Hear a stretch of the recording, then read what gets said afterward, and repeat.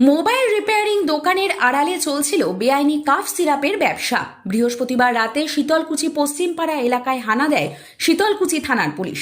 জানা গিয়েছে ওই দোকান থেকে বহুদিন ধরেই অবৈধ কাপ সিরাপ বিক্রি হচ্ছিল। অভিযানে দোকান থেকে মোট ৬২ বোতল কাপ সিরাপ উদ্ধার করেছে পুলিশ। খবর পেয়ে ঘটনাস্থলে পৌঁছান মাথাভাঙা এসডিপিও সমরেন হালদার সহ অন্যান্য পুলিশ আধিকারিকরা। এই ঘটনায় দোকান মালিক মজিদ মিয়াকে গ্রেপ্তার করে থানায় নিয়ে যায় পুলিশ। ঘটনায় তদন্ত শুরু হয়েছে। এখানে আমাদের গোপন সূত্রে খবর ছিল যে কিছু কন্ট্রাব্যান্ড আর্টিকেলস যেগুলো এনডিপিএস অ্যাক্টের মধ্যে পড়ে, যেমন কাপ সিরাপ অবৈধভাবে ব্যবসা চালাচ্ছিল। সেই হিসাবে আমরা রেড করি, সেই আর্টিকেলসগুলো আমরা পাই, সিজ করি। কতগুলো স্যার?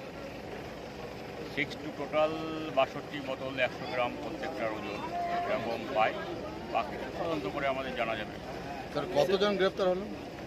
এখন আমরা একজনকে ডিটেইন করলাম, বাকিটা আমরা তদন্ত করে দেখবো এর সঙ্গে কারা কারা ইনভলভ আছে, সেভাবে ব্যবস্থা নেওয়া হবে আইনগতভাবে। স্যার নামটা জানা যাবে? নামটা হচ্ছে